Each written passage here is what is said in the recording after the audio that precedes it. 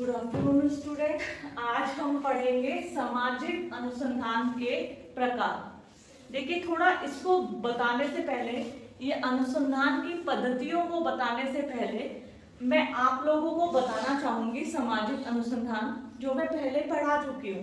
थोड़ा सा उसको बताऊंगी क्योंकि उसी से इंटरकनेक्टेड है ये। समाजशास्त्र के क्षेत्र में सामाजिक अनुसंधान की प्रक्रिया या सामाजिक अनुसंधान आपका एक पेपर है। सामाजिक अनुसंधान दो शब्दों से मिलकर बना है, सामाजिक प्लस अनुसंधान, यानी सोशल मतलब समाज और रिसर्च मतलब अनुसंधान, सोशल रिसर्च। सामाजिक का मतलब होता है समाज से संबंधित, रिसर्च का मतलब होता है खोज करना, जिसकी जानकारी हमें नहीं है उसकी जानकारी इकट्ठा करना। देखिए, सामाजिक अनुसंधान, फिर से रिपीट कर रही हूं, दो शब्दों से मिलकर बना है, सामाजिक और अनुसंधान, सोशल प्लस रिसर्च। सोशल का मतलब होता है सोसाइटी, हमारा समाज जिसके हम सभी सदस्य हैं। रिसर्च का अर्थ होता है खोजबीन करना, जानकारी इकट्ठा करना। फॉर एग्जाम्पल, आपको किसी चीज के बारे में जानकारी नहीं है, आपने नया एक एप्पल का आईफोन खरीदा। अब आप नॉर्मल फोन चलाते थे, लेकिन जब आपने एप्पल का आईफोन खरीदा तो शुरू में आपने देखा कि हाउ टू ऑपरेट, ये चलता कैसे है, इधर बटन दबा रहे हैं तो ये सब नीचे आ जा रहा है, मिनिमाइज हो जा रहा है। तो जब हम उसको सीखेंगे, उसके बारे में किसी से पूछेंगे जिसके पास आईफोन है कि भैया ये चलता कैसे है, तो हो जाएगा इसका ऑपरेशन ऐसे होता है, यहाँ पे आप फोटो देख सकते हैं। तो धीरे धीरे जिस चीज की आपको जानकारी नहीं है वो आप जानकारी हासिल कर लेंगे, किसी से पूछ के, यूट्यूब पर देखकर, कहीं पढ़ के, मैनुअल आता है उसके साथ, मैनुअल में पढ़ के। सोशल रिसर्च, समाज के किसी पक्ष के बारे में जब जानकारी नहीं होती है तो उसके बारे में खोजबीन करना, जानकारी इकट्ठा करना, उसे कहा जाता है सामाजिक अनुसंधान। सामाजिक अनुसंधान, समाज के किसी पक्ष, किसी घटना के बारे में जब हमें जानकारी नहीं होती और हम जानकारी इकट्ठा करते हैं, एकत्रित करते हैं, उसके लिए रिसर्च आयोजित करते हैं, तो उसे कहा जाता है सामाजिक अनुसंधान। इसको आप मेरी पहले की वीडियो से पूरा अच्छे से पढ़ लेना, ठीक है, मैंने डिस्क्रिप्टिवली विस्तार से बताया है। आ जाता है सामाजिक अनुसंधान के प्रकार या शोध की पद्धतियां। शोध, इसको इंग्लिश में रिसर्च ही बोलते हैं। हम रिसर्च के लिए कौन कौन से मेथड्स प्रयोग में लाते हैं, तो उन्हीं मेथड्स के बारे में जानेंगे हम। देखिए, रिसर्च के अगर हम पहले मेथड्स के बारे में बात करें, गुणात्मक पद्धति, सबसे पहले पद्धति है गुणात्मक पद्धति। गुणात्मक, इसके नाम, इसमें से यदि मैं गुण को बाहर निकालूं, इसका मतलब कोई जानता है गुण? गुण किसे कहते हैं? फर्स्ट टाइम सुना है क्लास में आपने गुण? हाँ, बोलो बोलो। वेरी गुड, गुण, बहुत सही बताया, बैठ जाओ बेटा। जैसे और कोई, जब लड़का किसी को देखने आता है, लड़की में क्या क्या गुण है, अरे भाई ये तो चाय भी, पकोड़े भी, सब्जी भी, केक भी, कपड़े भी धो लेती है, बर्तन भी मांज लेती है, तो उसके गुणों का व्याख्यान किया जाता है, बखान किया जाता है। गुण, गुणात्मक पद्धति हमारी मनोवृत्ति, हमारे व्यवहार, हमारे, देखिए ये कोई रसायन विज्ञान नहीं है, ये कोई जीव विज्ञान नहीं है, ये कोई फिजिक्स नहीं है जिसमें स्केल होता है नापने के लिए, कोई केमिकल होता है कि डाल के नाप ले कि व्यक्ति का व्यवहार कितने प्रतिशत सही है, कितने प्रतिशत गलत है, ये नहीं है। समाजशास्त्र समाज से संबंधित है, जिसमें व्यक्तियों की व्यवहार, मनोवृत्तियां, उनके, आज मैं खुश हूं तो मेरा व्यवहार अच्छा है, कल मैं दुखी थी तो मेरा व्यवहार अच्छा नहीं था, मैंने सारे बच्चों को डांट दिया, सबको क्लास से बाहर निकाल दिया, तो हमारे व्यवहार का मूल्यांकन नहीं किया जा सकता। पल में तोता पल में मासा, इस बालम का क्या बिस्बासा। That's it. गुणात्मक पद्धति अध्ययन की ऐसी पद्धति को बोला जाता है जिसमें व्यक्ति के व्यवहार, मूल्यों, विश्वास, मैं तो नहीं जानती कि रश्मि का अपने धर्म में बहुत ज्यादा विश्वास है कि नहीं है, मैं जानती हूँ कोई ना, बिल्कुल नहीं। मुझे नहीं पता कि अंजलि धर्म के बारे में ज्यादा आस्था रखती है, मंदिर जाती है, भंडारा खा के आती है कि नहीं आती है। कौन सा क्वेश्चन।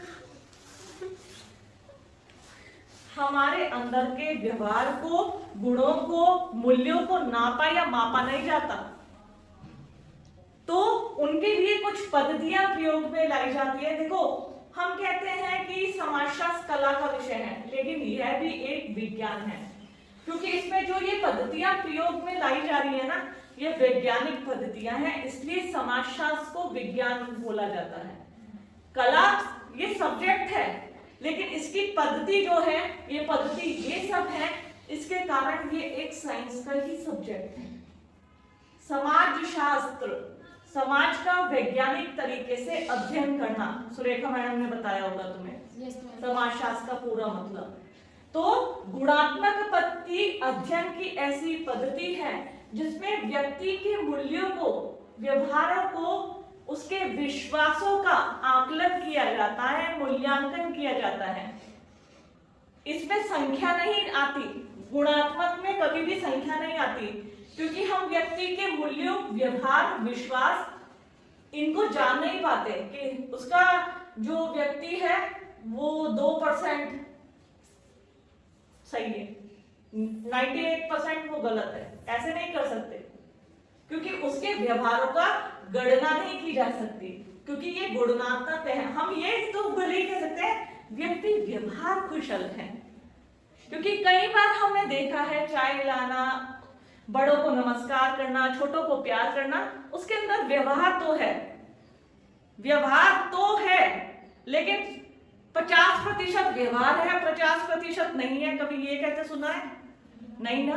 तो गुणात्मक पद्धति सामाजिक अनुसंधान की एक ऐसी पद्धति है जिसमें व्यक्ति के व्यवहार, मूल्य, विश्वास, देखो व्यवहार तो तुम्हें पता नहीं किसे कहते हैं, मूल्य कहते हैं उदारता, ईमानदारी, कर्तव्य परायणता, देशभक्ति, ये हमारे मूल्य होते हैं। विश्वास, विश्वास कहते हैं जैसे जातीय विश्वास, धार्मिक विश्वास, ये विश्वास होते हैं। तो जिसमें उनके इनका अध्ययन किया जाता है, अध्ययन की उस पद्धति को क्या जाता है? गुणात्मक पद्धति। इसके अंदर कौन कौन सी आती है? साक्षात्कार, व्यक्तिक जीवन अध्ययन पद्धति और अव्यक्तिक पद्धति। मैं बताती हूँ। गुणात्मक पद्धति के 3 प्रकार बताए गए हैं। पहली है साक्षात्कार पद्धति, इंटरव्यू मेथड इसे कहा जाता है। आमने सामने की स्थिति में व्यक्ति से प्रश्नों के उत्तर को पूछना। इसको मैं एक चीज से बताऊंगी, अगर हम इसका प्रयोग मैं तुम्हें बताऊं तो जो डॉक्टर होते थे वो गुणात्मक पद्धति के माध्यम से इलाज करते थे। तुम कहोगे डॉक्टर गुणात्मक पद्धति के माध्यम से इलाज करते थे? हाँ, एक मनोचिकित्सक, एक साइकेट्रिस्ट, वो कैसे इलाज करता है पता है तुम्हें? पिक्चर्स तो देखते होंगे, सीरियल्स भी देखते होंगे, मैं भी देखती हूँ। जो साइकेट्रिस्ट होते हैं वो व्यक्ति का रिसर्च करता है। कैसे? आपको नींद आ रही है कि नहीं डॉक्टर साहब 3 दिन से तो नहीं आ रही है। अच्छा, भूख लग रही है डॉक्टर साहब? वो भी कम है। और वो देखना, जब भी तुम साइकेट्रिस्ट के पास जाओगे वो तुम्हारी प्यास के बारे में भी पूछता है, प्यास लग रही है? क्योंकि जब व्यक्ति वेदनाग्रस्त, चिंतित, संत्रस्त होता है ना, मतलब जब हम घबराहट या कोई, तुमने देखा होगा हमारे साथ कभी ना कभी जीवन में कुछ ऐसी घटनाएं घटित हो जाती हैं, भूख भी खत्म, प्यास भी खत्म, नींद नहीं आती, बस दिमाग में चिंता रहती है। जैसे कभी कई, जैसे मैंने तुम्हें बताया मेरी मदर, अच्छा बात नहीं करूंगी वरना मैं भावुक हो जाऊंगी। तो उस वो पीरियड था, वो 2 महीने हॉस्पिटलाइज रही। मुझे भूख पता ही नहीं थी किसे कहते हैं, प्यास किसे कहते हैं, या सोना मुझे नहीं पता था।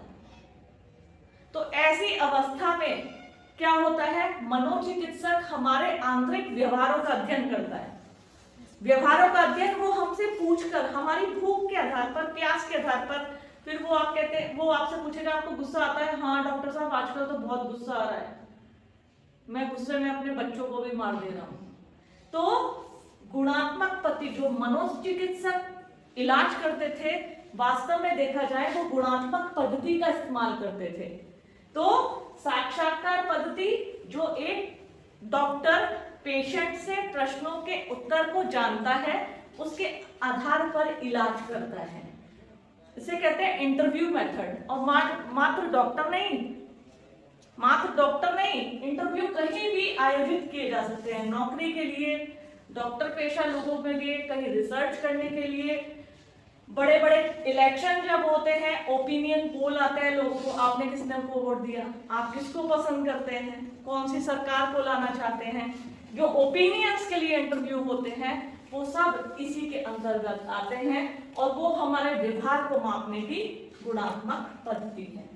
दूसरा है व्यक्तिगत जीवन अध्ययन पद्धति, केस स्टडीज को बोला जाता है। व्यक्तिगत जीवन अध्ययन पद्धति कहते हैं जब प्रॉपर एक ही व्यक्ति के बारे में जाना जाता है। सचिन तेंदुलकर, अमिताभ बच्चन, सिर्फ एक व्यक्ति के ऊपर बिल्कुल पूरा ध्यान, उसकी दिनचर्या वो क्या थे, जैसे महात्मा गांधी कि उन्होंने कब आंदोलन किया, क्या शिक्षा की, कब शादी की, कब उन्होंने ऐसे आंदोलन चलाया, ऐसे स्टडी को कहा जाता है व्यक्तिगत जीवन अध्ययन पद्धति। जब किसी एक प्रॉपर व्यक्ति के बारे में, उसकी दैनिक घटनाक्रमों के बारे में, उसके जीवन चक्र के बारे में रिसर्च किया जाता है, तो ऐसे रिसर्च को कहा जाता है व्यक्तिगत जीवन अध्ययन पद्धति। नेक्स्ट है अव्यक्तिक पद्धति, इसको ऑब्जर्वेशन मेथड भी बोला जाता है। देखो ये गुणात्मक पद्धतियों के प्रकार हैं। शोध की पद्धतियां कौन कौन सी होती हैं, गुणात्मक, गणनात्मक, सर्वेक्षण, क्षेत्रीय अध्ययन पद्धति, प्रयोगात्मक और तुलनात्मक। गुणात्मक पद्धति के मैंने आप लोगों को 3 प्रकार बताए, साक्षात्कार पद्धति, व्यक्तिगत जीवन अध्ययन पद्धति और अव्यक्तिक पद्धति। साक्षात्कार मैंने आप लोगों को बता दिया, व्यक्तिगत जीवन बता दिया। अव्यक्तिक पद्धति कहते हैं ऑब्जर्वेशन मेथड। जब हमें किसी समूह का, किसी संस्कृति का, किसी के सांस्कृतिक रीति रिवाजों का अध्ययन करना होता है। फॉर एग्जाम्पल, मैं गढ़वाली हूं, मुझे नहीं पता कुमाऊनी संस्कृति, कुमाऊनी त्योहार कैसे होते हैं, उनमें शादी विवाह में किस तरह के रीति रिवाजों का आयोजन किया जाता है। जब मैं वहां जाकर देखूं लोग कैसे अपने त्योहार मना रहे हैं, किन किन पकवानों को पका रहे हैं, किन किन देवी देवताओं का आह्वान कर रहे हैं, ऑब्जर्वेशन कहते हैं उस स्थान पर जाकर देखना, कानों से सुनना, तब यकीन करना। अव्यक्तिक पद्धति कहते हैं जब किसी बड़े समूह का अध्ययन किया जाता है, उसकी संस्कृति का, उसकी रीति रिवाजों का, या किसी ऐसी समस्या का अध्ययन किया जाता है जिसमें एक बहुत बड़ा ग्रुप इन्वॉल्वमेंट होता है। ऐसी अध्ययन पद्धति को कहा जाता है अव्यक्तिक अध्ययन पद्धति। ठीक है, तो गुणात्मक पद्धति 3 प्रकार की है, साक्षात्कार, व्यक्तिक और अव्यक्तिक पद्धति। ठीक है, अब हम आते हैं गणनात्मक पद्धतियां। गुणात्मक मतलब जिसमें गुण देखे जाते हैं, गणना जिसमें संख्या देखी जाती है, जिनकी व्याख्या हम संख्याओं के आधार पर करते हैं, आंकड़ों को इस्तेमाल में लाते हैं। गुणात्मक पद्धति जिसमें गुणों के आधार पर हम व्याख्या करते थे, गणनात्मक पद्धति जिसमें संख्या और आंकड़ों को इस्तेमाल में लाया जाता है। तो ऐसी पद्धति को क्या कहा जाता है, गणनात्मक पद्धतियां।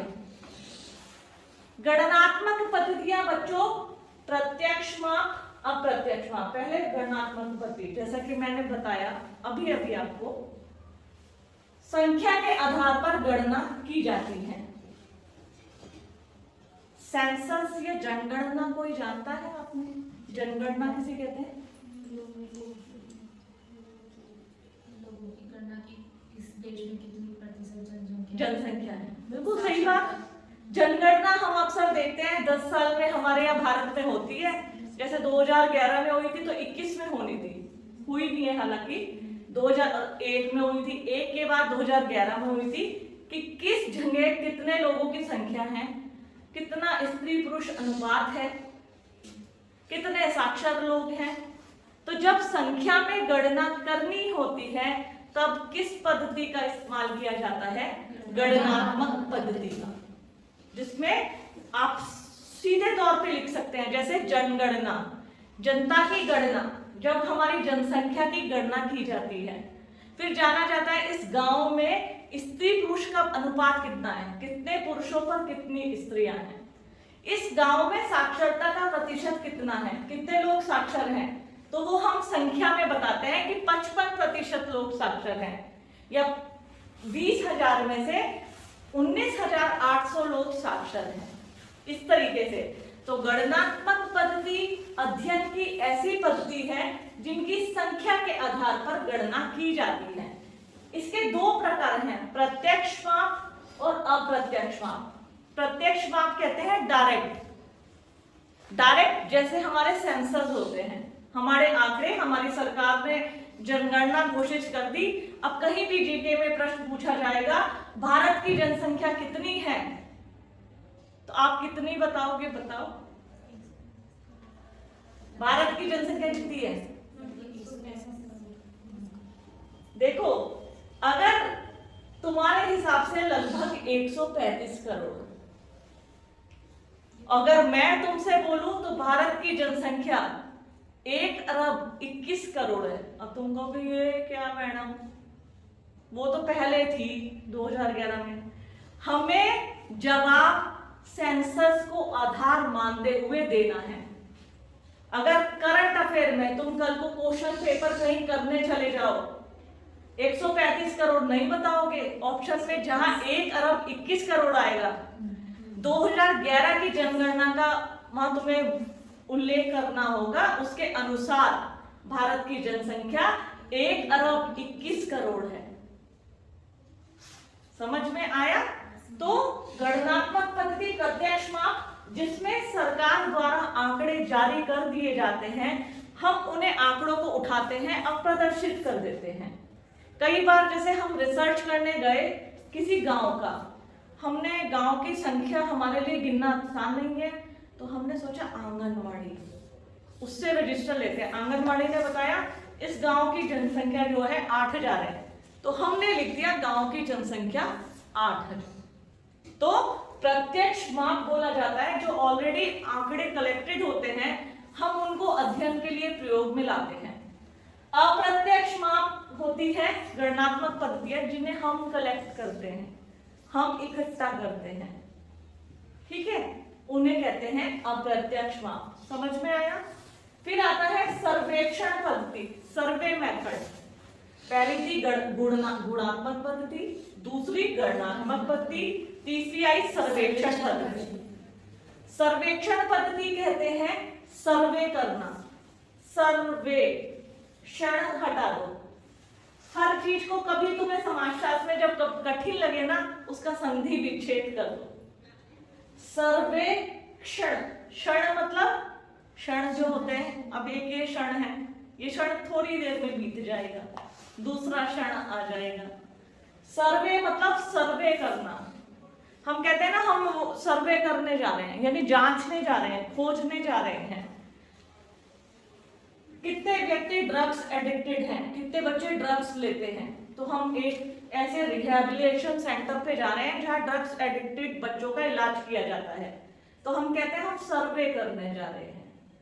फिर हम आम पड़ाव में जा रहे हैं, देखने जा रहे हैं कितने लोग जो है नौकरी पेशा है, सर्वे करने जा रहे हैं। तो हम हर घर में जाएंगे, 10 घरों में, यहाँ कोई नौकरी पेशा है, वो कहे हाँ हाँ हाँ 1 है। फिर दूसरे घर में गए, वो कहे हाँ 3 है, माता पिता और उनकी लड़की भी नौकरी पेशा है।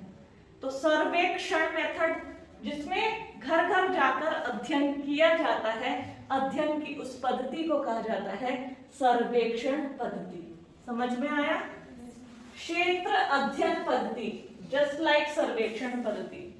क्षेत्र अध्ययन पद्धति या क्षेत्रीय अध्ययन पद्धति कहते हैं फील्ड सर्वे मेथड। फील्ड मतलब क्षेत्र में जाकर अध्ययन करना। जैसे मैं पुलिंदा रामड़ी गांव का, हमारे तुम 4th सेम में देखोगे तो 4th सेमेस्टर में आपको रिसर्च करना पड़ेगा। कुछ वीडियो शेयर करूंगी, तुम देखना तुम्हारे सीनियर्स ने किस तरीके से रिसर्च कर रखा और वीडियो बनाई हुई है।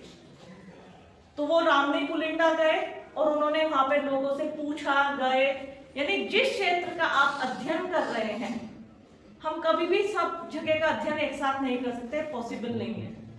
हम छोटे छोटे क्षेत्रों का चुनाव करते हैं। जैसे अगर हमें कोटद्वार में पानी की स्थिति को जानना है कि लोग संतुष्ट हैं, रनिंग वाटर मतलब सप्लाई वाटर जो हमारी नगर निगम हमें सप्लाई कर रही है, तो अब हम पूरे कोटद्वार का अध्ययन करेंगे तो क्या होगा? टाइम बहुत खर्च होगा, हमें रोज जाना पड़ेगा, सालों लग जाएंगे। उससे अच्छा एक मेथड होता है, एक कॉलोनी या एक मोहल्ले से 2 परिवारों का चयन कर लें, उनसे पूछें, हर एक कॉलोनी उस मोहल्ले के 2 परिवारों से, तो उससे क्या है, अध्ययन भी जल्दी होगा और निष्कर्ष जो निकल के आएगा वो हम पूरे कोटद्वार पर लागू कर देंगे। तो क्षेत्रीय अध्ययन फील्ड रिसर्च मेथड कहते हैं जब हम क्षेत्र का चयन करते हैं और उस क्षेत्र में जाते हैं, तो अध्ययन की इस पद्धति को कहा जाता है क्षेत्रीय अध्ययन पद्धति। प्रयोगात्मक पद्धति, अभी तक हम सोचते थे कि जो प्रयोग या एक्सपेरिमेंट जो होते हैं साइंस में ही होते हैं, क्योंकि फिजिक्स में हमारे पास स्केल है, इतने सेंटीमीटर, इतने चौड़ा, इतना लंबा, मीटर लंबा, किलोमीटर, प्रकाश वर्ष, सबकी दूरियों के हमारे पास पैमाने हैं।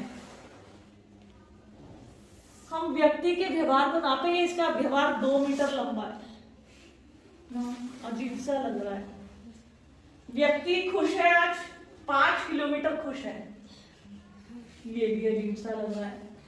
लेकिन तुम्हें बच्चों में बताऊं, समाजशास्त्र में भी प्रयोगात्मक पद्धति का प्रयोग किया जाता है। प्रयोगात्मक पद्धति का मेथड अलग होता है, किया जाता है लेकिन उसका मेथड अलग है। जैसे सौतेली माँ के आने से पहले बच्चे का व्यवहार और माँ के आने के बाद बच्चे का व्यवहार, क्या बच्चे के व्यवहार में कोई परिवर्तन आया है? यदि आया है तो उसके लिए उसकी सौतेली माँ को रिस्पॉन्सिबल ठहरा दिया जाता है। आज से 50 साल पहले कोटद्वार की स्थिति और वर्तमान कोटद्वार की स्थिति, क्या कोई अंतर है? हाँ, जनसंख्या बढ़ गई, कभी ये गांव हुआ करता था, आज नगर निगम में आ गया। तो कहने का मतलब इस तरीके से हम प्रयोग कर सकते हैं प्रयोगात्मक पद्धति के माध्यम से। समाज मिति, सामाजिक दूरी पैमाना, देखो इसमें भी पैमाने बने हैं। हाँ, सेंटीमीटर किलोमीटर में नहीं बने हैं। समाजशास्त्र में भी बच्चों तुम्हारी जानकारी के लिए मैं बता दूं, पैमानों का निर्माण किया गया है, पैमाने बनाए गए हैं, लेकिन वो पैमाने ये स्केल नहीं है, वो पैमाना है जैसे गोगार्ड्स का सामाजिक दूरी पैमाना। थोड़ा सा इसका जिक्र करूंगी।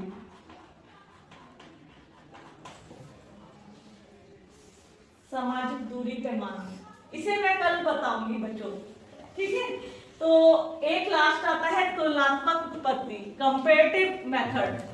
तुलना की जाती है, जैसे मैंने बताया आज से 50 साल पहले और अब, सौतेली माँ के आने से पहले और अब, तुलना करके जब अध्ययन किया जाता है तो ऐसी पद्धति को तुलनात्मक पद्धति कहते हैं। एमाइल दुर्खीम ने, हर्बर्ट स्पेंसर ने इन सब पद्धतियों को प्रयोग में लिया था। तो ये है तुलना।